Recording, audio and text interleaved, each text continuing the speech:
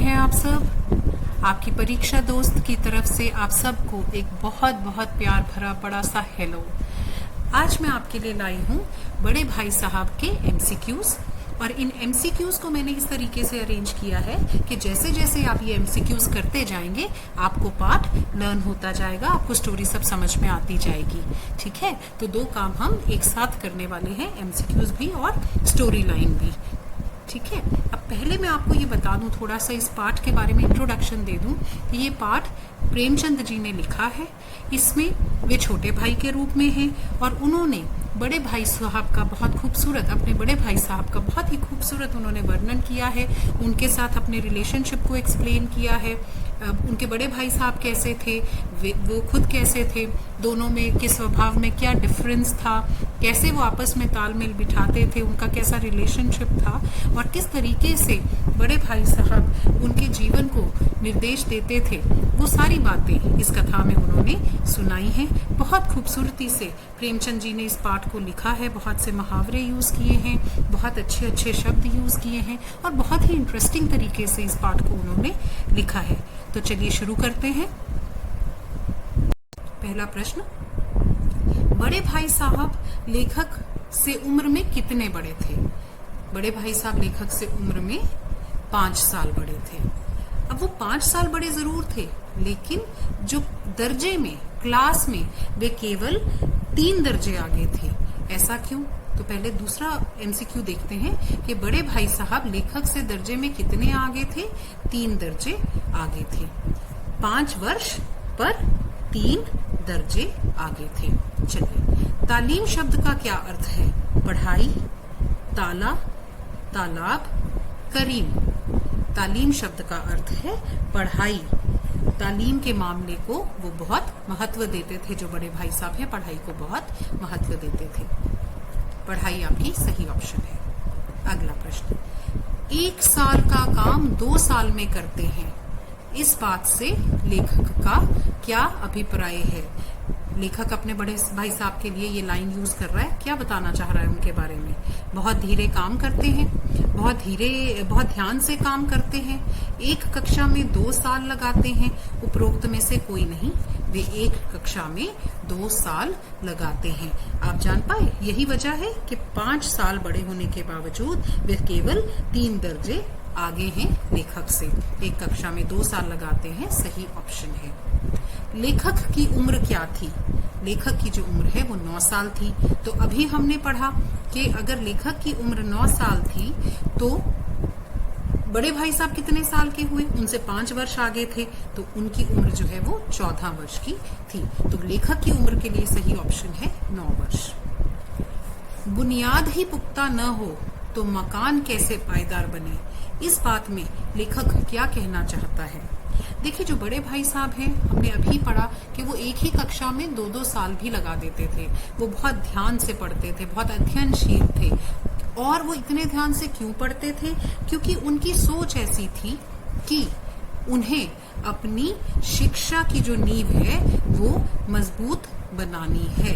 तो सही ऑप्शन बेटे आपका आएगा, शिक्षा की नींव मजबूती से डालना। वो पायदार मकान की बात नहीं कर रहे थे, घर की मजबूत नींव डालने की बात नहीं कर रहे थे, शिक्षा की नींव वे मजबूती से डालना चाहते थे। अगला, बड़े भाई साहब को किस चीज का जन्म सिद्ध अधिकार था? लेखक की पिटाई करने का, निगरानी करने का, लेखक को पढ़ाने का, उपरोक्त में से कोई नहीं।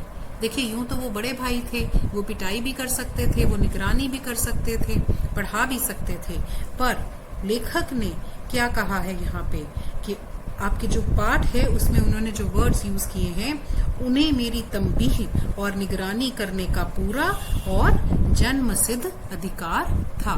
तो हमारे पास ऑप्शन कौन सा सही आएगा? ऑप्शन 2 सही आएगा, तंबीह और निगरानी करने का, माने second option is the correct option. लेखक किस चीज में शालीनता मानता था? अब पूरी निगरानी वे करते थे, पर लेखक जो है वो किस तरीके से अपने स्वभाव में शालीनता दिखाया करता था? भाई साहब का कहना ना मानने में, भाई साहब का कहना मानने में, भाई साहब के हुक्म को कानून समझने में उपरोक्त में से कोई नहीं। लेखक पूरी तंबीह के बाद भी भाई साहब के हुक्म को कानून समझने में अपनी शालीनता मानता था। बड़े भाई साहब स्वभाव में कैसे थे? वे अध्ययनशील थे, शील थे, बुरी नीयत के थे या वे कंजूस थे? लेखक के अनुसार उसके बड़े भाई साहब बहुत ही अध्ययनशील थे, बहुत गहराई से वे शिक्षा प्राप्त करना चाहते थे। बड़े भाई साहब एक ही वाक्य को कभी कभी कितनी बार लिख डालते थे? 5-5 बार, 2-2 बार, 3-3 बार, 10-10 बार। कौन सा ऑप्शन सही ऑप्शन है? ये बात लेखक ने क्यों कही है? लेखक ने हमें ये बताने की कोशिश की है कि उनके बड़े भाई साहब को पढ़ने का बहुत शौक था। वो किताबें खोलकर बैठे रहते थे, पूरा टाइम उनके सामने किताबें रहती थी, और जब भी उन्हें अपने दिमाग को आराम देने का मन करता था तो वे क्या करते थे? वे या तो किताबों के जो मार्जिन्स होते हैं उन पर तरह तरह के चित्र बनाया करते थे, या वो एक ही वाक्य को 10-10 बार लिख दिया करते थे, या वो कुछ ऐसी शब्द रचना किया करते थे जिसमें कोई तालमेल ही नहीं होता था। तो वो ऐसे कार्य किया करते थे। तो जब वो ये सब बातें कह रहा है तो वहां ये हमें 10th MCQ का आंसर मिल जाता है कि वे एक ही वाक्य या शब्द को 10-10 बार लिख देते थे। 4th option is the correct option. भाई साहब कैसी रचना करते थे? तो अभी हमने बात की कि भाई साहब बहुत सुंदर रचना करते थे, अर्थपूर्ण रचना करते थे, या ऐसी रचना कर डालते थे जिसमें कोई अर्थ नहीं होता था? उपरोक्त में से कोई नहीं। भाई साहब ऐसी रचना भी कर डालते थे अपने दिमाग को आराम देने के लिए जिसमें कोई अर्थ नहीं होता था। 3rd ऑप्शन करेक्ट ऑप्शन है। लेखक कौन सी कक्षा में पढ़ता था? लेखक 5वीं कक्षा में पढ़ता था। ठीक है, लेखक जो है 5वीं कक्षा में पढ़ता था। हम फिर से रिवाइज करते हैं। बड़े भाई साहब उससे 5 साल बड़े थे और दर्जे में केवल 3 दर्जे आगे थे। और लेखक कौन सी कक्षा में पढ़ता था? लेखक 5वीं कक्षा में पढ़ता था और 9 साल का था। बड़े भाई साहब कौन सी जमात में थे? तो बड़े भाई साहब जो है वो 9वीं में हुए, 3 दर्जे आगे थे।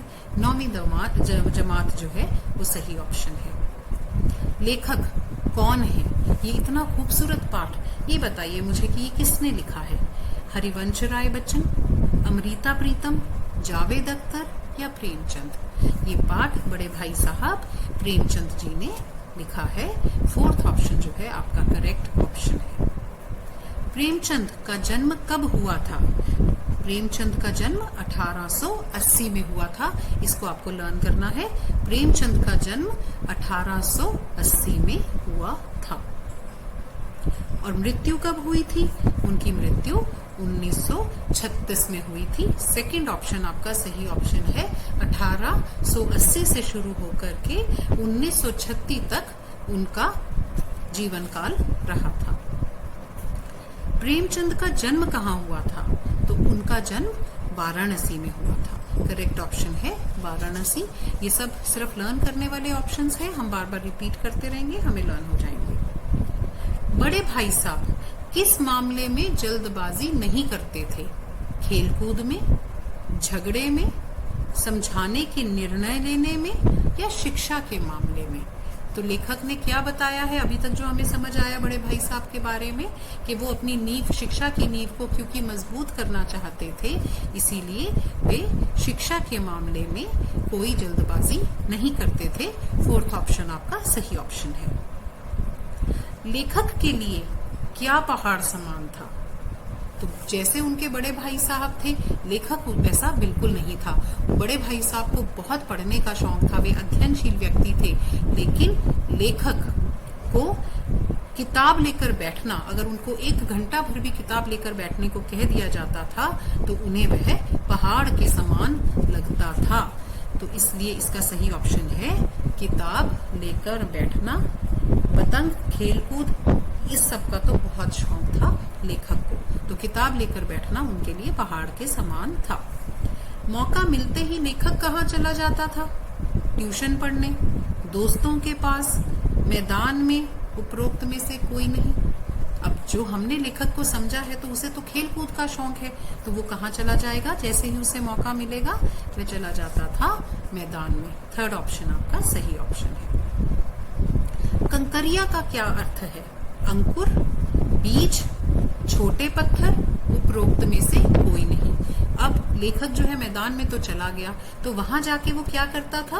वह वहां जाके कंकरियां उछालता था। कंकरियां उछालता था मतलब वहां पे वो जो छोटे छोटे पत्थर होते थे मैदान में, वह उसे उछालकर मजे लेता था। छोटे पत्थर जो है इसका सही ऑप्शन है। लेखक किस चीज की तितलियां बनाया करता था? लेखक को कागज की तितलियां बनाने का शौक था, फूलों की, कंकरिया की या मिट्टी की? तितलियां बनाया करता था लेखक कागज की। पहला ऑप्शन जो है आपका सही ऑप्शन है। लेखक कागज की तितलियां बनाया करता था।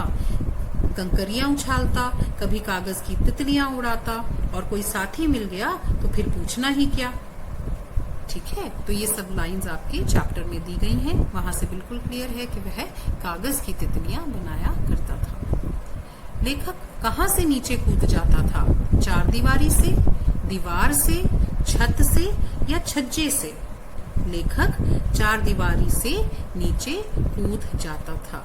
ठीक है, चारदीवारी से नीचे कूदकर वह मैदान में भाग जाता था। भाई साहब का कैसा रूप देखकर लेखक के प्राण सूख जाते थे? तो अब खेलने तो हम भाग गए, खूब समय नष्ट करके हम लोग आए वापस, तो अब कैसा रूप नजर आएगा जिसे देखकर प्राण सूख जाते थे? रुद्र रूप, कठोर रूप, देवाला रूप, गुस्से वाला रूप? सही ऑप्शन है रुद्र रूप। भाई साहब का रुद्र रूप देखकर लेखक के प्राण सूख जाते थे। बड़े भाई साहब का पहला सवाल क्या होता था? कहाँ घूम रहे थे? कहाँ थे? कहाँ से आ रहे हो? कहाँ गए थे? बताइए कौन सा सवाल, कौन सा उत्तर सही उत्तर है? वे एक ही सवाल हमेशा उसी लहजे में लेखक से पूछा करते थे। कौन सा सवाल? कहाँ थे? सही उत्तर है कहाँ थे।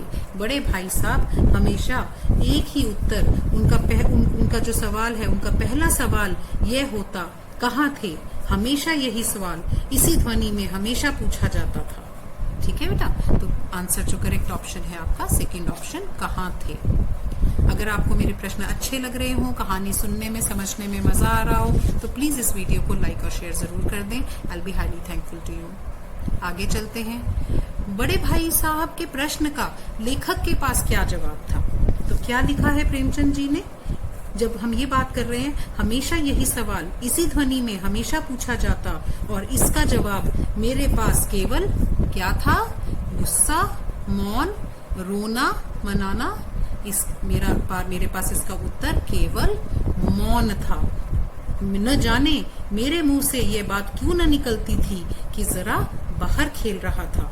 ठीक है, तो इसका मतलब वो मुंह से कुछ नहीं कहते थे, वो चुप रहते थे, और मौन ही उनका जवाब होता था। कौन से उत्तर का? कहाँ थे, इस उत्तर का जवाब मौन होता था। और इस मौन का क्या अर्थ था? आप दिन भर प्रश्न करते हैं, आपको क्या फर्क पड़ता है? मुझे मेरा अपराध स्वीकार है, मेरा सत्कार करें। इस मौन का अर्थ क्या था? मेरा मौन कह देता था कि मुझे अपना अपराध स्वीकार है। ठीक है, तो प्रेमचंद जी क्या कह रहे हैं कि सही ऑप्शन बनेगा इसका, मुझे मेरा अपराध स्वीकार है।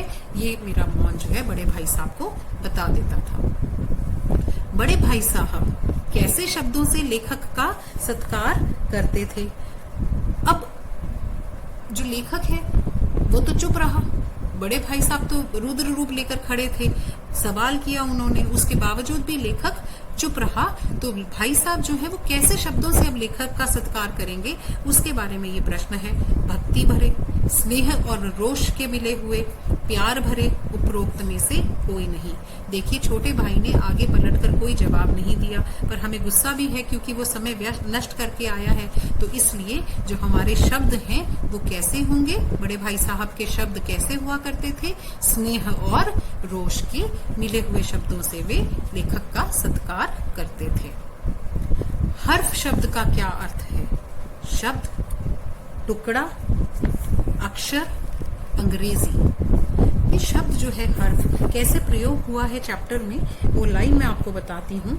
बड़े भाई साहब ने बोला, इस तरह अंग्रेजी पढ़ोगे तो जिंदगी भर पढ़ते रहोगे और एक हर्फ न आएगा। एक हर्फ ना आएगा मतलब तुम्हें अंग्रेजी का एक अक्षर भी नहीं आ पाएगा, तुम एक अक्षर भी अंग्रेजी का सीख नहीं पाओगे। तो हर्फ शब्द का अर्थ है अक्षर। घोंघा शब्द का क्या अर्थ है? आलसी जीव, परिश्रमी जीव, बुद्धिमान जीव, उपरोक्त सभी। तो बड़े भाई साहब ने लेखक को घोंघा भी कह डाला। कैसे कह डाला? तुम कितने घोंघा हो कि मुझे देखकर भी सबक नहीं लेते। मैं कितनी मेहनत करता हूँ यह तुम अपनी आंखों से देखते हो, और अगर नहीं देखते तो यह तुम्हारी आंखों का कसूर है, तुम्हारी बुद्धि का कसूर है। तो ऐसे ऐसे सूक्ति बाण जो है, चुभने वाली बातें बड़े भाई साहब लेखक को कह दिया करते थे। तो अब वापस आते हैं अपने प्रश्न पर कि घोंघा शब्द का क्या अर्थ है। बड़े भाई साहब लेखक को कैसा समझते थे? बड़े भाई साहब लेखक को आलसी जीव, जिसका मेहनत करने में कोई भी मन नहीं लगता था, वे उसे आलसी जीव समझते थे। इसलिए उन्होंने लेखक के लिए घोंघा शब्द का प्रयोग किया। तंबीह का क्या अर्थ है? अभी हमने पढ़ा कि उन्हें हमारी बड़े भाई साहब को लेखक की तंबीह और निगरानी करने का जन्म सिद्ध अधिकार था। तो तंबीह शब्द का आपको वहां से क्या अर्थ समझ में आता है? डांट डपट, आज्ञा, देख रेख, गलती। हमारा सही ऑप्शन है डांट डपट। कि वे मानते थे, बड़े भाई साहब मानते थे कि छोटे भाई को डांट डपट करने का, उसकी तंबीह करने का उनके पास जन्म सिद्ध अधिकार है। सामंजस्य शब्द का क्या अर्थ है? तालमेल, देखरेख, डांट डपट और आज्ञा। ये वर्ड कहाँ यूज हुआ है? देखिए, कभी एक शेर को बार बार सुंदर अक्षरों में नकल करते, कभी ऐसी ऐसी शब्द रचना करते जिसमें कोई अर्थ ना होता, ना ही कोई सामंजस्य। तो वो क्या कहना चाहता है लेखक? हमने अभी भी पहले भी पढ़ा इस बात को, अपने एमसीक्यूज में सीखा कि बड़े भाई साहब किताब बेशक आगे खोलकर बैठे होते थे, पर फिर भी कभी कभी अपने दिमाग को आराम देने के लिए वो बहुत विचित्र से काम किया करते थे। कभी चित्र बनाना, कभी शब्द रचनाएं करना। तो वहां वो ये कहना चाह रहा है लेखक कि जो भी वो शब्द रचना कई बार कर डालते थे उसमें कोई अर्थ नहीं होता था, और उन शब्दों में आपस में कोई भी तालमेल नहीं होता था। तो सामंजस्य शब्द का अर्थ है तालमेल। फर्स्ट ऑप्शन बेटे आपका करेक्ट ऑप्शन है। आगे चलते हैं, नेक्स्ट क्वेश्चन। बड़े भाई साहब कॉपी किताबों में हाथियों के चित्र क्यों बनाया करते थे? हमने अभी पढ़ा है ये, आप बहुत आराम से इसका ऑप्शन सिलेक्ट कर सकते हैं। देखिए ऑप्शंस क्या क्या हैं आपके पास। पढ़ने से बचने के लिए, दिमाग को आराम देने के लिए, चित्रकारी को प्रमुखता देने के लिए, खेल कूद से लगाव होने के लिए। ऐसा नहीं है, दिमाग को आराम देने के लिए वे कॉपी के हाशियों में हाथियों के और पशु पक्षियों के और सब चीजों के चित्र बनाया करते थे।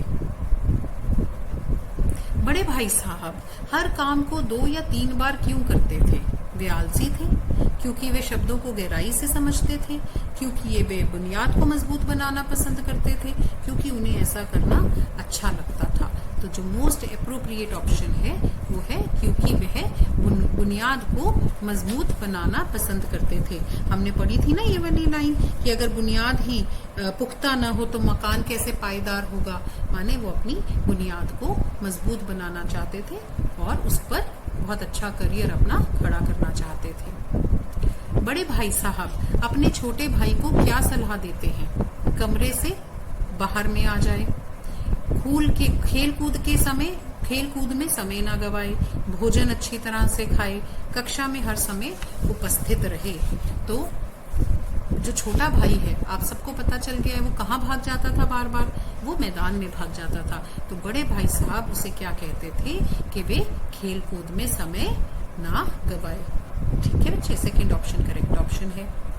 बड़े भाई साहब ने लेखक को किसकी कमाई व्यर्थ ना करने को कहा? दादा की, माँ की, उनकी, उपरोक्त सभी। उन्होंने क्या कहा? दादा की गाड़ी कमाई के रुपए क्यों बर्बाद करते हो? ठीक है। तो अगर तुम पढ़ना नहीं चाहते, तुम उम्र भर इसी दर्जे में पड़े सड़ते रहोगे, अगर तुम ऐसे खेल कूद में अपना वक्त गवाओगे, और अगर तुम्हें इसी तरह अपनी उम्र गंवानी है तो बेहतर है घर चले जाओ और मजे से गुल्ली डंडा खेलो। दादा की गाड़ी कमाई के रुपए क्यों बर्बाद करते हो, ऐसा बड़े भाई साहब ने लेखक को कहा। तो दादा की जो कमाई है वो पहला जो ऑप्शन है, फर्स्ट ऑप्शन करेक्ट ऑप्शन है।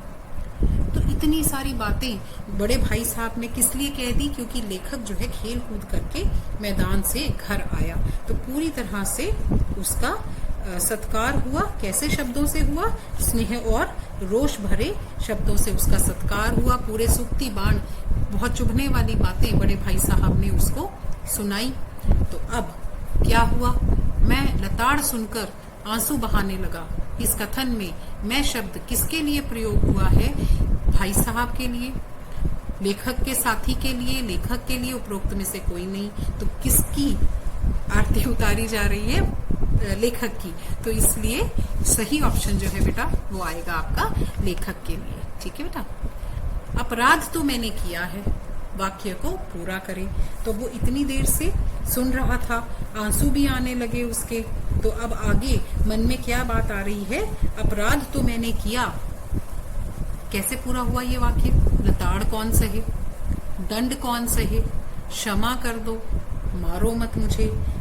लेखक ने अपने पाठ में कहा है अपराध तो मैंने किया, लताड़ कौन सहे, कि इतनी डांट फटकार अपमान कौन सहे। अपराध हुआ है कि मैंने समय व्यर्थ किया है, पर इतनी लताड़ कौन सहे।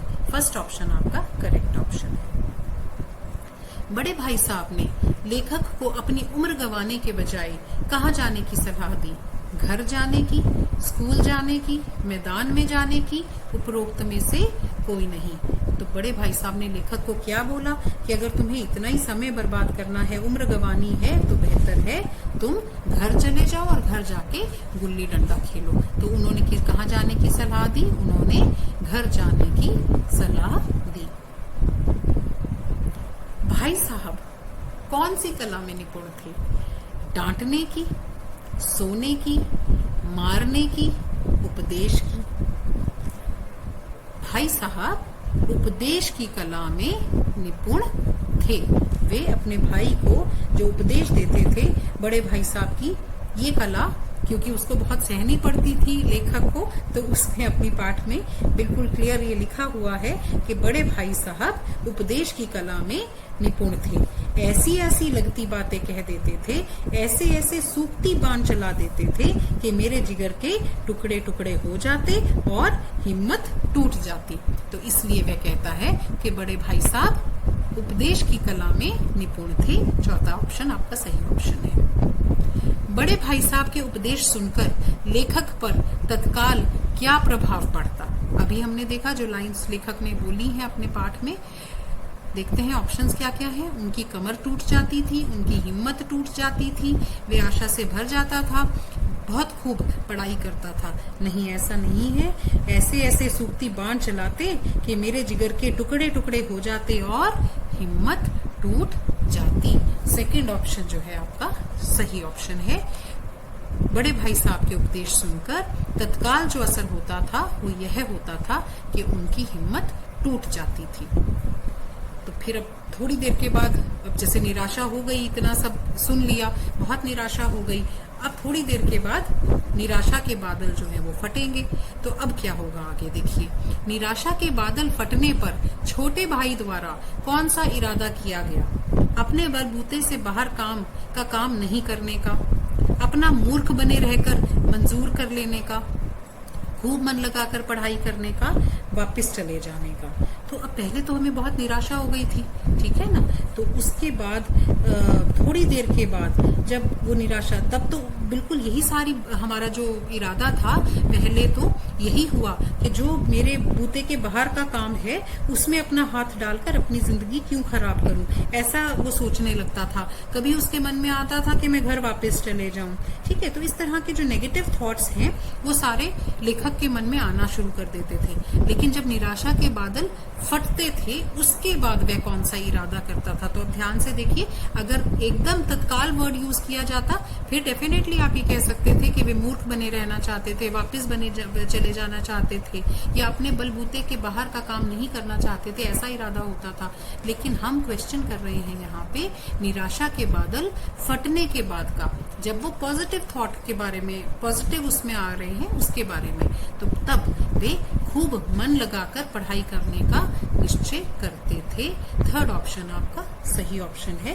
निराशा के बादल 2 घंटे के बाद फट जाते और मैं इरादा करता कि आगे से खूब जी लगाकर पढ़ूंगा। ठीक है बच्चे, थर्ड ऑप्शन खूब मन लगाकर पढ़ाई करने का इरादा करता था।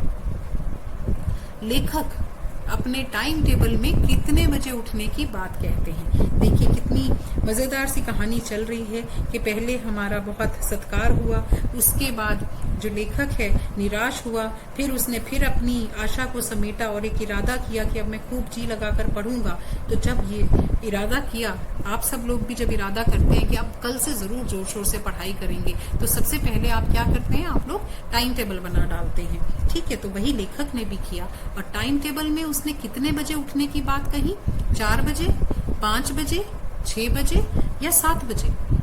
लेखक ने टाइम टेबल में 6 बजे उठने की बात की, प्रातःकाल 6 बजे उठना। थर्ड ऑप्शन करेक्ट ऑप्शन है। टाइम टेबल में किसकी मत बिल्कुल उड़ जाती थी।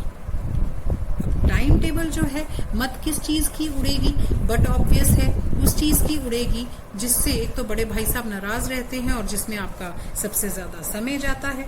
तो बट ऑब्वियस है टाइम टेबल में खेल कूद की मद बिल्कुल उड़ जाती थी। खेल कूद के लिए जो समय है वो बिल्कुल लेखक ने नहीं रखा था अपने टाइम टेबल में, तो खेल कूद की जो मद है वो बिल्कुल उड़ जाती थी। मैं आपको टाइम टेबल सुना, बड़ा मजा आएगा आपको सुनकर।